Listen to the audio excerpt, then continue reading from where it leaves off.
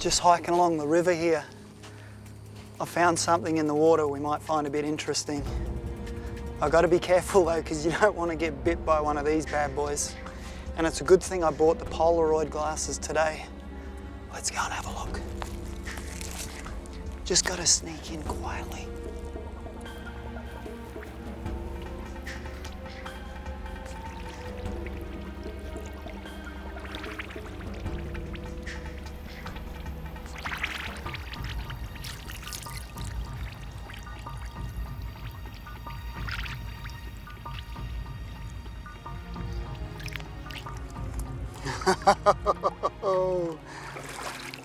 Have a look at this ripper.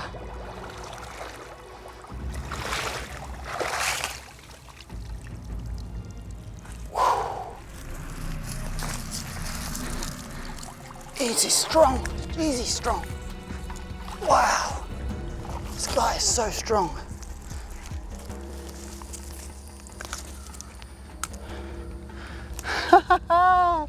Check that out, the snapping turtle.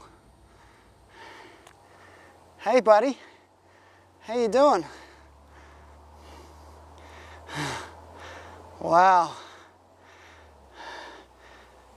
Chaldra serpentina. Now serpentina means snake-like, and the neck of these turtles is snake-like. They can reach the sides of their shells, woo! And they can strike at lightning speed.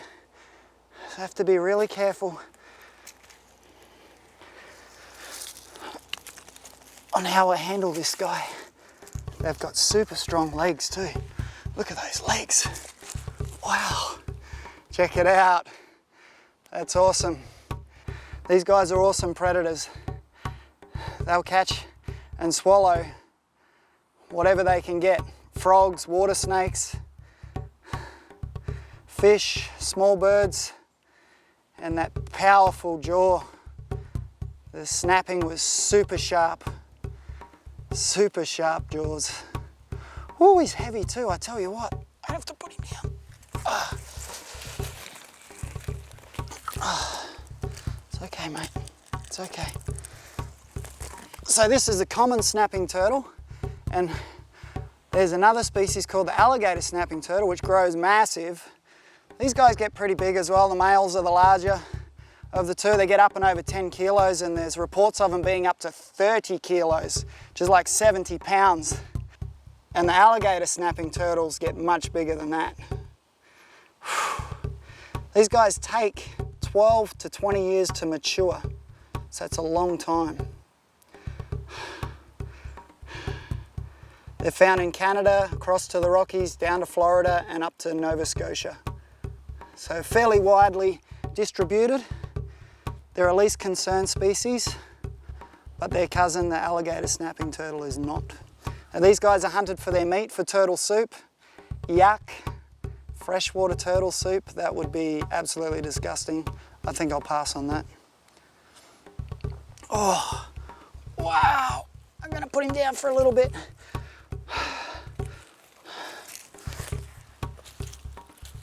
Oh.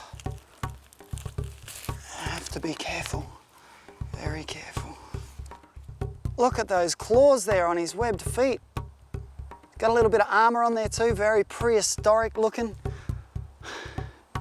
Look at the tail, big tail, and the lower plastron there.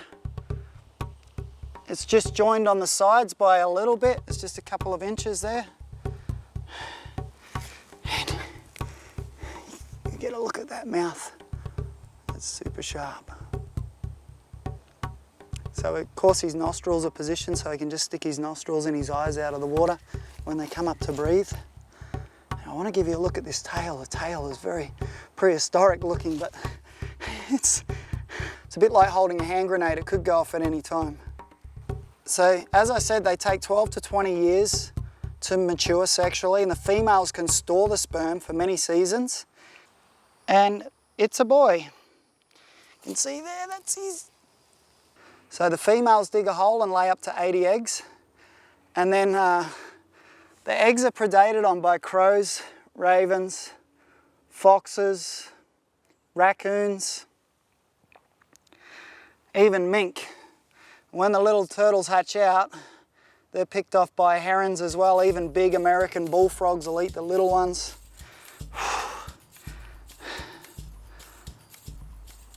And his only real predators once he gets full grown is the alligator, bears, coyotes, and wolves. Are you going to stretch your neck out for us? Are you? He's like, oh well, as soon as you come into range, Corey, I'll stretch it out. He's got a big buff head, but it's sort of hiding in the shell there. Oh. So the underside there, you can see the plastron. Look at these claws here. Big claws. It's that big prehistoric looking dinosaur tail. There, look at that. It's got scoots on it, which I'm guessing helps him balance and swim a little. He's got all these little bumps on him, and I'm guessing they're water pressure sensors. Ah!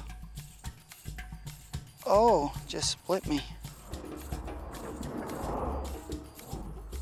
Whew! Well, I just worked out another defense of these snapping turtles.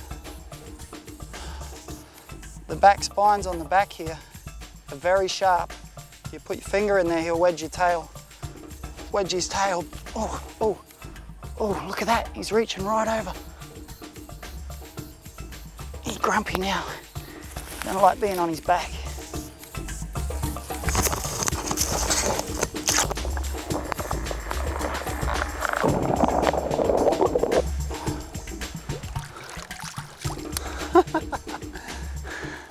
Looks like he's released himself. You can see there, he just cut me a little bit with his shell.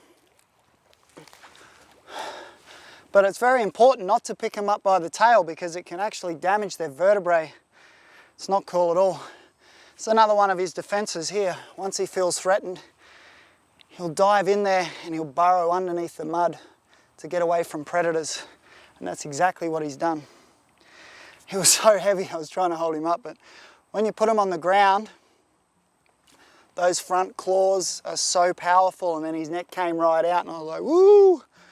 I don't want to get tagged by this guy. So after being opened up a little bit by his shell, I want to pour some clean fresh water on that because the stuff that he's swimming around in is full of bacteria and you could get infection quite easily.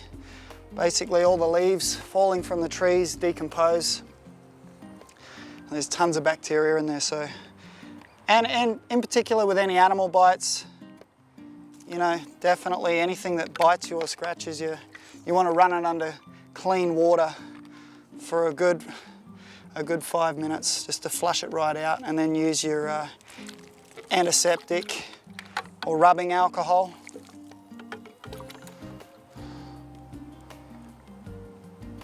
To clean the wounds, because there's you know, horrible infections that you can get. But lucky for me, I was quick enough to get my fingers and thumb out of there before it was too deep. But it was a bit like if you ever grabbed a crayfish the wrong way or a lobster and they close their tail and their spikes dig into you. It was pretty much the same as that. He used his tail to push my fingers into those spikes on his shell. Pretty cool defense from a real living dinosaur.